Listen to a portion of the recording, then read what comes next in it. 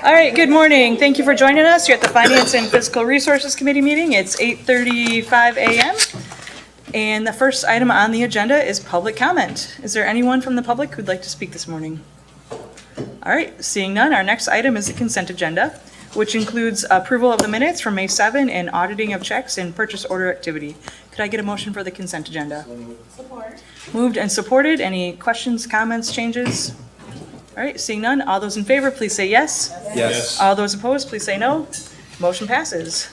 So our first item, number 3, from the Health Department is the amendment to the comprehensive agreement with Michigan Department of Health and Human Services for essential local public health services funding. It's a mouthful. Action requested. Recommend to the Board of Commissioners to add 7.0 FTE full-time positions and convert 3 part-time positions to full-time positions, and approve an amendment to the Health Department's comprehensive agreement through Michigan Department of Health and Human Services, accept and appropriate $1,852,529 to the 2024 Health Fund budget, and authorize the board chair or health officer to execute the amendment and approve extensions and increases to the grant appropriation not to exceed 15% of the award. Summary. The Health Department has received $1,852,529 in additional essential local public health services funding from MDHHS for 2024 to support mandated programs including immunizations, infectious and sexually transmitted disease control, hearing and vision screening, food protection and drinking water, and on-site sewage monitoring. Public Act 368 of 1978 indicates that MDHHS is to contribute 50% of the costs of providing these mandated services. Prior to the increase in funding, MDHHS contributed 35% of the costs of the mandated programs. After the increase in funding, approximately 47% of the mandated program costs are funded by MDHHS. The proposed positions will help the Health Department meet its minimum program requirements, particularly as the demand for these services is growing. A brief description of the positions is included on the attached sheet. The estimated salary and fringe cost for the proposed positions is $888,662. The grant funds will also support the purchase of 4 vehicles for the Food and Well Septic Program, hearing and vision equipment, clinical exam room equipment, computer equipment, and other technology, and indirect costs. The grant period is October 1, 2023 to September 30, 2024, but funding is expected to be sustained in future years. If funding is eliminated or decreased, the positions will be eliminated unless continuation funding is approved pursuant to the fiscal policy on grants, contracts, and donations. All right, thanks, Al. Is there a motion for this item? Moved by Commissioner McLeod. Is there support? Support by Commissioner Wooden. We do have members from the Health Department staff and the Director, Adam London, here. So if there's questions or comments. Yes, Commissioner Wooden. Thank you, Chair. Just so that I'm it's a little more clear to me. Is it the fact this process, since they contribute around 50% of the costs of mandated services, is it the fact that do we propose our staffing level, they approve it, and then they fund half of it, or is it a negotiation and that's why we're having this mid-year change, or is it added appropriation? A little bit of background on why we're here today. Yeah, good morning. So they have minimum program requirements for all of the essential mandated services that local health departments provide. And it's really for those local health departments to determine the level of staffing and the resources they need to meet their particular community's needs to hit those minimum program requirements. In the past, we have received this grant information early in the year, and it has, for the entirety of my career, has been well short of half of their cost, closer to that 30 to 35% mark. We have been advocating for many years for them to boost that support in order to relieve some of the burden on the counties for covering 2/3 of the cost.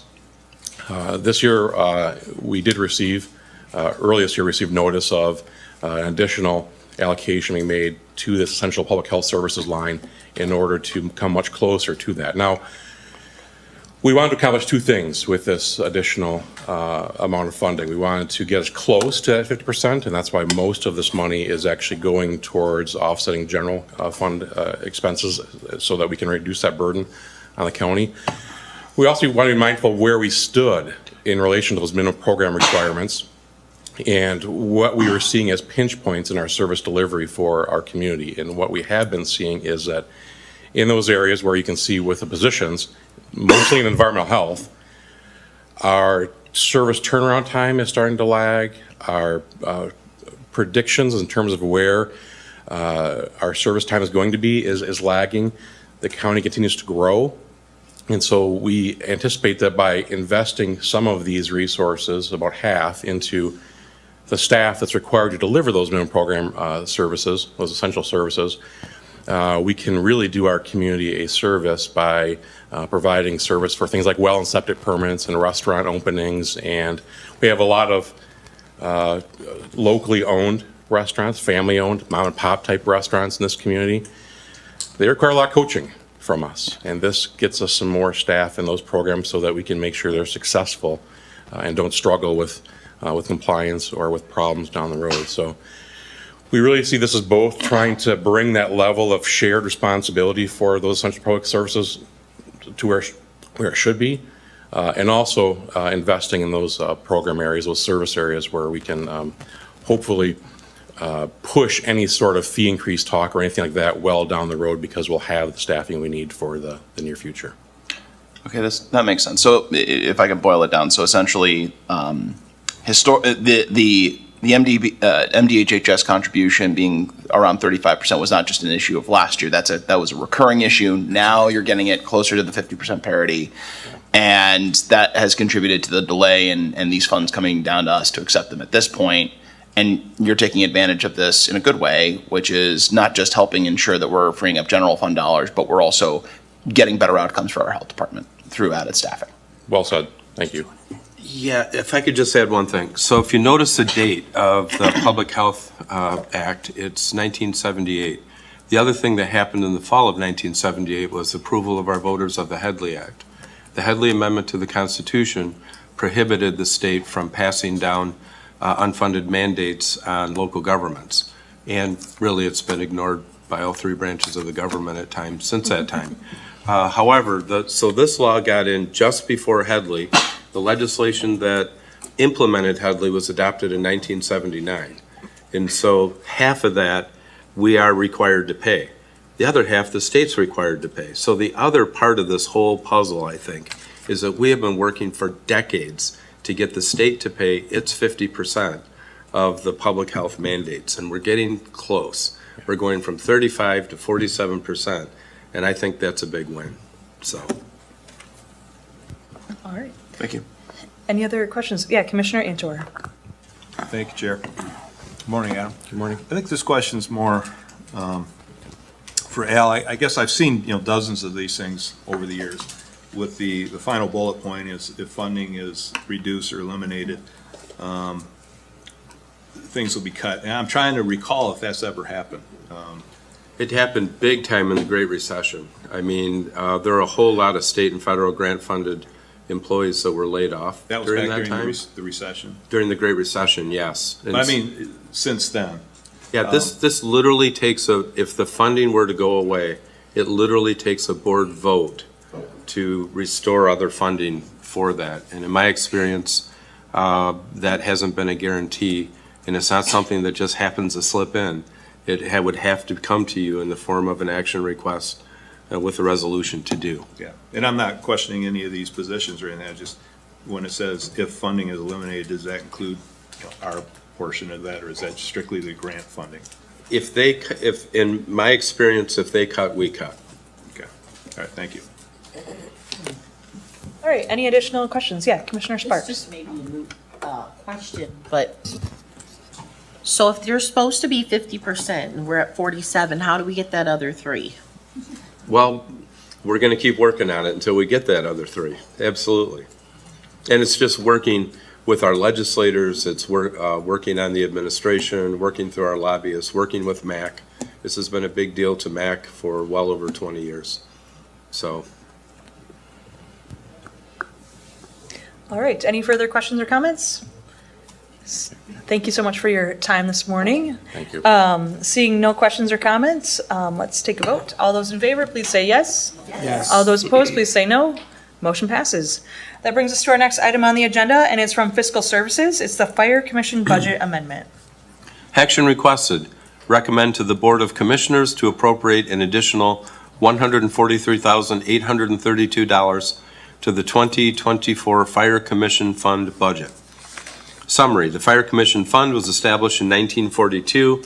The Fire Commission is permitted by state statute to oversee the purchase of the fire apparatus for 17 participating members on a rotating basis. The 2024 approved budget for the Fire Commission is $2,477,939. Included in the budget is $850,000 for the Caledonia Township Fire Apparatus. The final cost of the apparatus is $993,832. It is requested that the additional $143,832 be appropriated to the 2024 Fire Commission Fund budget from Caledonia Township reimbursement revenue. All right, thanks, Sal. Is there a motion for this item? Moved by Commissioner Antor. Is there support? Support by Commissioner Oliver King. Questions or comments? All right, Commissioner Antor. Just want to say I fully support this, and I appreciate the board supporting this because the costs, along with everything else, have gone up dramatically, and especially in this arena, the supply chain problems that we've had over the last several years, and just the cost of labor and everything else. We talked about at the last fire board meeting to look into maybe asking for more money in the future just to make sure we have a kind of a safety net, because we just can't keep track of all the costs, the rising costs, and hopefully it'll cap pretty soon. But we appreciate the support. It's an extremely important commission, and I know all the local departments absolutely love Fire Commission and the benefits of it, so thank you. All right, any other questions or comments? Seeing none, all those in favor, please say yes. Yes. All those opposed, please say no. Motion passes. Next item comes from Facilities, and it's assign the Fuller Campus Capital Improvement Project to the Kent County Building Authority. Action requested. Recommend to the Board of Commissioners to assign the Fuller Campus CIP project management to the Kent County Building Authority. Summary. On November 21, 2023, the Board of Commissioners allocated $8 million from the Strategic Capital CIP to the Fuller Complex CIP in the Capital Improvement Fund to begin preliminary engineering and design work. It is recommended that project management be assigned to the KCBA, which will allow the Board of Commissioners to utilize the efficiencies of the authority's process to manage the multiple contracts involved with this project. Once the preliminary design and engineering work is completed, additional approval will be needed from the BOC to proceed with the project. Contracts will follow all county policies, including the county's fiscal and purchasing policies. All right, thanks, Al. Is there a motion for this item? Moved by Commissioner Hildenbrand. Is there support? Support. Support by Commissioner Wooden. Questions or comments? All right, seeing none, all those in favor, please say yes. Yes. All those opposed, please say no. Motion passes. That brings us to our first of three community action items. So this one is to approve the Kent County Community Action 630 Annual Operations Funding. Action requested. Recommend to the Board of Commissioners to accept and appropriate $584,076 to the 2024-25 Kent County Community Action Fund for the City of Grand Rapids Annual Operating Funding and the Department of Energy Weatherization Assistance Program, contingent upon execution of an amended grant agreement, and to authorize the board chair or designee to execute the grant agreement, approve extensions, amendments, and increases to the grant appropriation not to exceed 15% of the original award. Summary. As part of the Municipal Partnership Agreement dated October 1, 2017, Kent County Community Action will receive its annual allocation of City of Grand Rapids funds for the 39th straight year. The allocation of $130,000 for the city includes funding for administrative and supportive expenses. KCCA has received notification of its allocation of funding from MDHHS as part of the Department of Energy Weatherization Assistance Program, in the amount of $454,076. This marks the 51st consecutive year of funding. Kent County Community Action expects to complete 29 units/dwellings with this weatherization funding. The allocation of $454,076 includes funding for administrative, supportive, and technical training expenses, as well as funding for labor and materials and health and safety measures installed in customers' dwellings. The grant period is from July 1, 2024 to June 30, 2025. Assistant Corporate Counsel will review and approve the agreements as to contact and form. All right.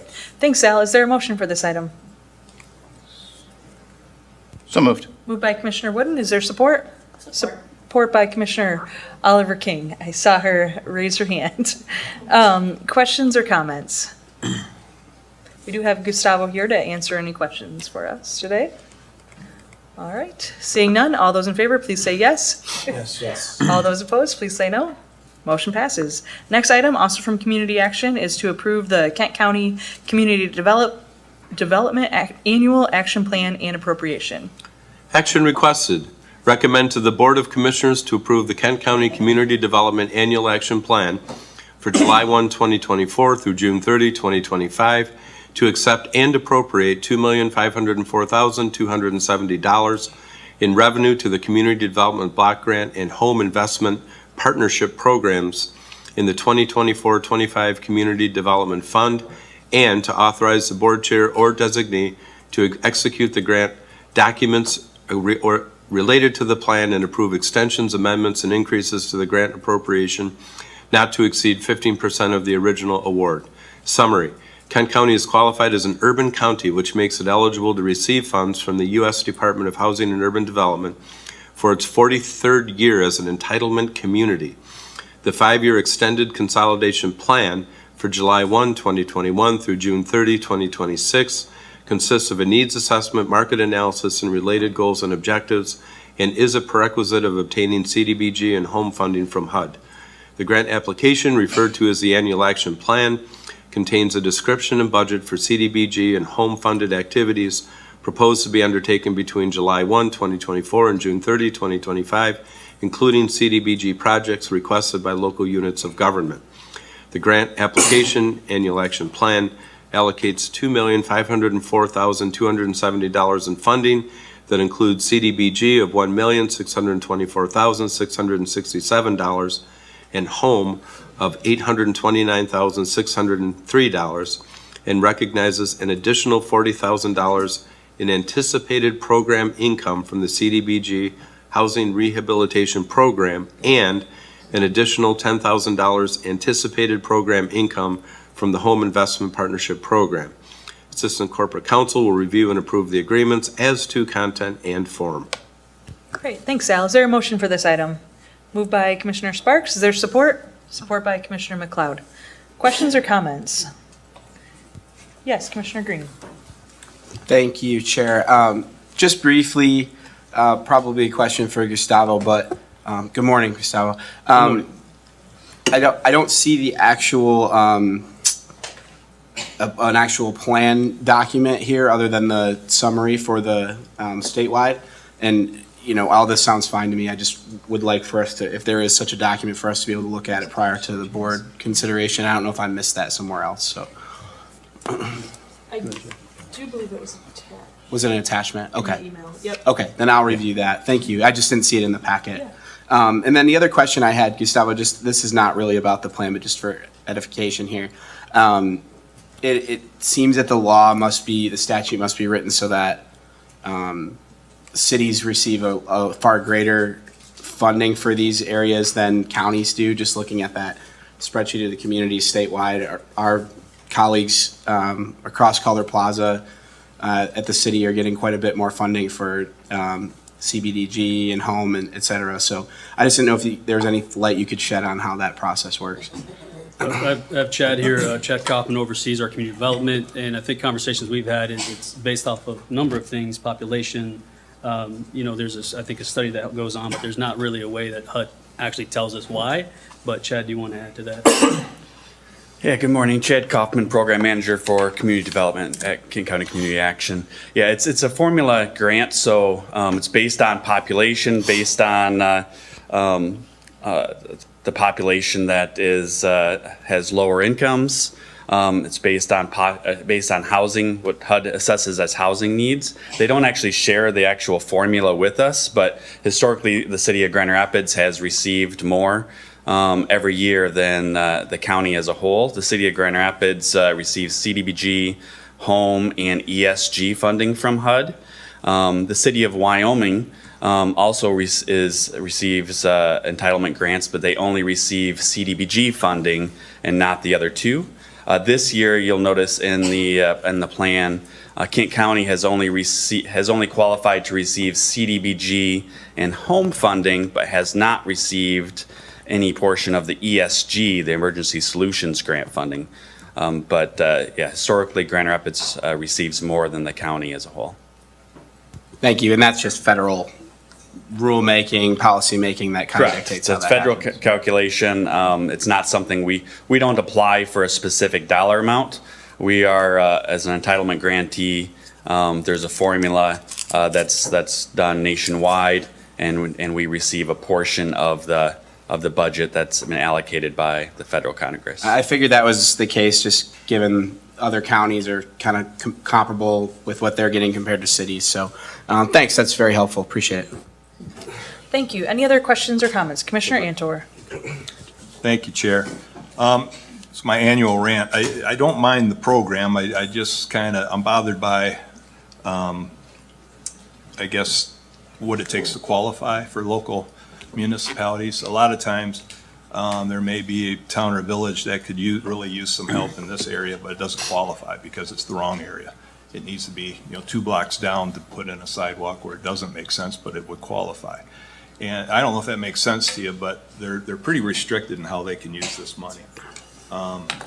It would be nice if the local municipalities had more latitude, I guess, on how they use the money, because I've seen where they literally have put a sidewalk where they didn't really need one because it qualified, as opposed to doing something else. And it kind of drives me nuts. I don't know if you've, talked about this with local municipalities, but they say, man, why can't I use the money here? We could really use this. No, you got to do it over here.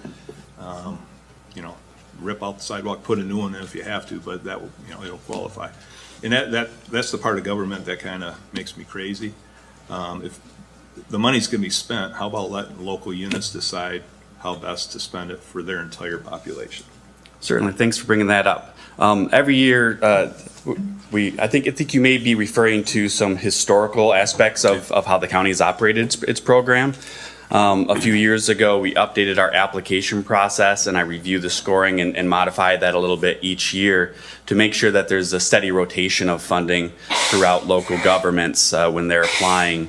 So sometimes local governments will receive funding now multiple years in a row, and sometimes just the fact that they've received it multiple years in a row disqualifies them now for receiving funding this year. I use a 5-person scoring committee to help me select projects that are identified. So this year, actually, when our application process, I believe we had 9 local governments apply for funding. And Commissioner Antor, this year, as part of the CDBG award, we're funding a project in the village of Casnovia, sewer water program to help them with their infrastructure there, and the village of Sparta. We're doing a public infrastructure program up there in West Kent County. And we're also going to be partnering with Plainfield Township on a public walkway safety program, putting up some modern crossing signs. So each year we try to set aside between $600,000 and $800,000 of our roughly $1.6 million worth of CDBG funding specifically to assist local governments. Okay. I'm trying to rotate that as best we can. It does have to, the qualifications for our program and for HUD's program, we do have to focus on areas of the county that are predominantly low to moderate income. But there is some mapping that I do to make sure that's as broad as possible. and we're able to assist local governments with where they need help. And real quickly, can this money ever be applied for, let's say, new radios for the local police department? Let's say they're in need. I've seen applications try to get that, and they were unable to because it didn't. And that's something, regardless of the social economic, that's going to help everybody within that community. And those are the things that are kind of frustrating for me. Yeah, we can't actually help with law enforcement projects, but we can with fire stations and fire equipment. Okay. There have been some applications from Sparta Township, comes to mind, that didn't qualify, and I've offered to meet with them to talk them through the application process to help them build up enough points in that scoring process, and that's open to all local governments to have me come out and meet one-on-one to walk through the process early. With the mapping, basically they have to identify what the radius is of their fire station, if that's the project, and then I map out to make sure that there's enough qualifying population in there. So projects don't necessarily have to fall specifically in a low to moderate income census block track. It actually, could be a 5-mile radius if that's the service area for the fire station. So certainly, if you have anybody in mind and they're looking to get assistance with the application process, I'm always willing to come out and meet with them. I love that part because I appreciate that very much. You're willing to go out and speak because they may not have the same information you do, and you can kind of set them straight. But I appreciate your time this morning. And I don't have anything specific, just generally over the last 15 years, just watching these grants go out, I always wondered why we couldn't maybe target them a little bit different than what we do, but you did a good job of explaining it, so appreciate it. Thank you. All right, thanks for that detailed explanation. Commissioner Wooden? Thank you, Chair. I do want to commend you for the work you've done to help educate folks on the use of CDBG. And a large part because CDBG is not revenue sharing, right? It's not federal money to help with all forms of local services. It was created to improve the way the federal government supports community economic development.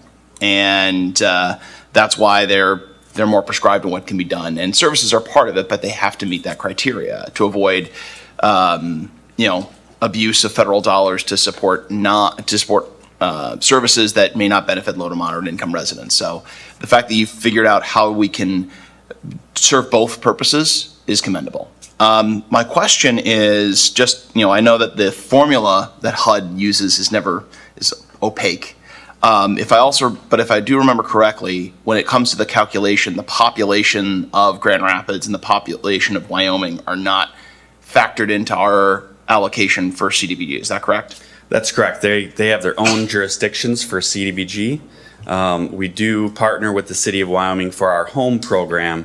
They've been a home consortium partner for about 15 years now. Yeah.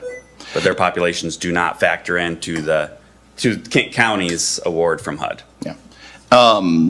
Which I just think is helpful to remember, just because a large concentration of our eligible populations are in those two jurisdictions. And then, not saying that there aren't eligible populations outside of them, but the largest concentration are in two of those jurisdictions. Then on top of that, if I also remember correctly, the federal funding for home and CDBG, when taking out the one-time appropriations through both CARES, the rescue plan, the annual appropriation for home and CDBG have been at near all-time lows. Am I not correct? It's been pretty stagnant for 30 years. If you actually look back at our CDBG allocation, it's about the same as it was 30 years ago. And it's actually gone down the last couple of years. And then the home program had gone up for 2 years in a row, just around the time of 2020. But the last 2 years, this year, it actually went down 20%. So yeah, it's not a lot of funding. We're trying to do with it what we can. CDBG in particular, I see that opportunity for the county to partner with local municipalities and with local nonprofits. So we try to target that funding as best we can. Thank you. All right, thank you. Any other questions or comments? All right, thanks so much for your time this morning. Let's take a vote. All those in favor, please say yes. Yes. All those opposed, please say no. Motion passes. All right, that brings us to item number 8 on our agenda, and it's also from Community Action. It's appropriate funding for the Kent County Lead Evaluation and Reduction Program. Action requested. Recommend to the Board of Commissioners to transfer and appropriate $3,531,137.10 of American Rescue Plan Act funding from the 2024 Coronavirus Relief Fund to the Kent County Lead Evaluation and Reduction Program in the 2024 Community Development Fund. Summary: Kent County allocated and appropriated $3.8 million of ARPA funds for lead remediation initiatives within the Coronavirus Relief Fund via Resolutions 1201-22-121 and 1215-22-125. Currently, there is $3,531,137.10 available to transfer to the Community Development Fund for the K-Clear program. The funding will be utilized for lead evaluation, lead reduction, rehabilitation, personal property replacement, and admin costs associated with these 4 initiatives. There is no period of performance associated with this funding, and the program will be administered by the Kent County Community Action Agency in partnership with the Kent County Health Department. All right, thanks, Sal. Is there a motion for this item? Moved by Commissioner McLeod. Is there support? Support. Support by Commissioner Green. Questions or comments? Commissioner Antor. Thank you, Chair. I appreciate this because we're talking about remediation as opposed to education, I think, and we've been educating people on this for years and years and years. And so it's time to get to work and getting let out. How do we guarantee that this $3,800,000 is going to be set aside and used as needed? How do we track this specific dollar amount to make sure it isn't used for other things? I'll start and then I'll pitch it to Gustavo, but I mean, we're very closely tracking all of the ARPA funding, simply because it's a major amount of money and sooner or later the feds will come back and want some accounting for that. And so we will have procedures to track the funding and make sure we know exactly where it went. You have anything to add to that, Gustavo? Well, that's the purpose of moving the funds over. We've also created a 3-year budget that was reviewed and approved with administration, so we can make sure that we have realistically what can we spend down. And we've tasked Chad and his team and been working with the health department to make sure that we can make this program work. So a lot of thought went into this, and we want to make it move quickly as best we can. But we did do a 3-year budget to make sure that we stay on top of that and move pretty quickly as best. Okay, hopefully in the future, we can talk about how it's working. Absolutely. How many properties are in need of lead remediation and how many we've gotten to and so on and so forth to kind of track that process along. And I'm hoping that you can report back to us within the year or maybe, 2024, we were trying to launch this. We've been having conversations with the health department really to think through it. And I would like Chad and Sarah at the health department to kind of really make sure we understood what we needed to do. But we're going to figure out. We've never dove into lead outside of the city of Grand Rapids, and so this is going to be new for us. So we're going to find out what the need really is and try to build our capacity around that. And this is really going to help us launch what we're already doing, the capacity building portion of our HUD lead grant. And that's a 2-year process. So in these next 2 years, we're going to be using this CLEAR program to really get us ready for a long-term lead program that serves Kent County. One other real quick thing. So will you be using private contractors, I'm assuming quite a bit, for the remediation? And does that go out through our purchasing department as far as people maybe taking bids on? That's what we're going to be doing. We do that with our repair program right now. We even do that with our weatherization program to a certain extent. So the plan is to do that. If you caught me on the news this month for here in May for Community Action Month, I've been pushing for more contractors to come talk to us and get in partnership with us for our lead program, a repair program, and weatherization. So we're in need of contractors, and we're working to try to get those as best we can. Okay, thank you very much. Commissioner, one other point would just be that we will include updates on how this program is doing with the regular update that you get on the ARPA funding and for the 30 projects that the board approved. So this will be part of that. Okay, great. Thank you. outcomes. We want to be the outcomes. Commissioner Green.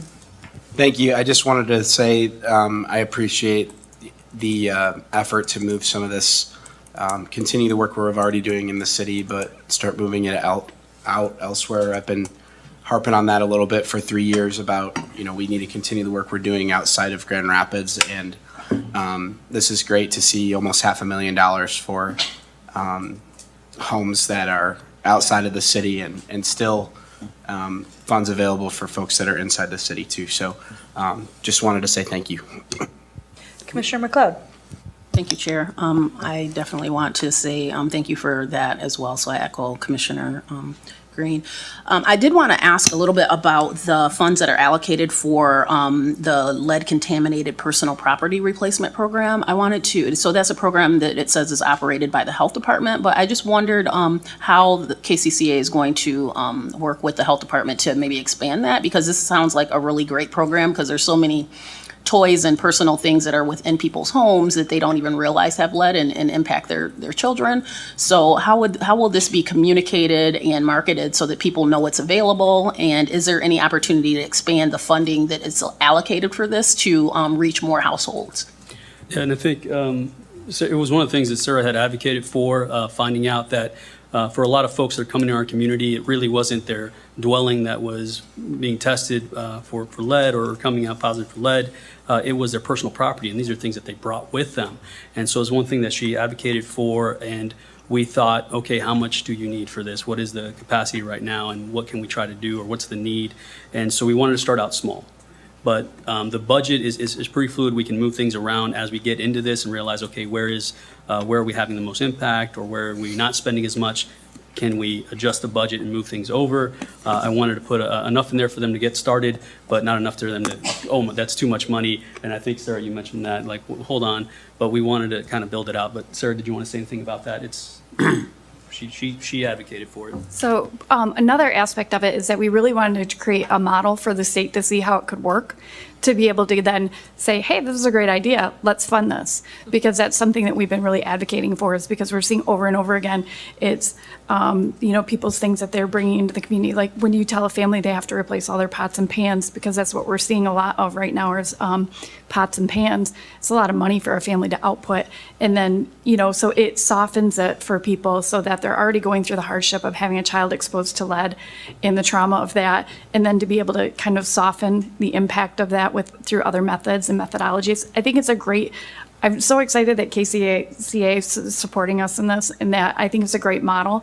And we're tweaking the details right now for eligibility and promotion and things like that. But we really want it to be hand in hand with KCCA and what they're doing.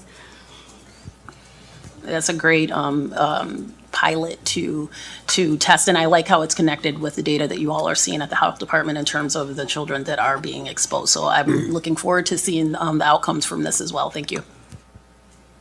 All right, any further questions or comments? I think it's a great partnership. I look forward to seeing the results. This has been something on my mind as long as I've been serving in this capacity, so for the last decade. And I think it'll be, a wonderful thing to see. So thanks for putting this program together, and hopefully the state will recognize, the efforts, and we can rid our community of lead. So any other questions or comments? All right, seeing none, all those in favor, please say yes. All those opposed, please say no. Motion passes. That brings us to item number 9 on our agenda, and it's the financial status report, and we have Jeff Dode here to break it down. Good morning. Thank you, Chair. Welcome, good morning, Commissioners. Welcome. So this is through the second quarter period ending March 31 on our new fiscal year. So you probably know, and I think I mentioned this last quarter, that the 2023 numbers are blank because there's really no comparison between the quarters because of all the accruals and stuff that were done. So until we get through a full year under our new fiscal year, that will remain at zeros.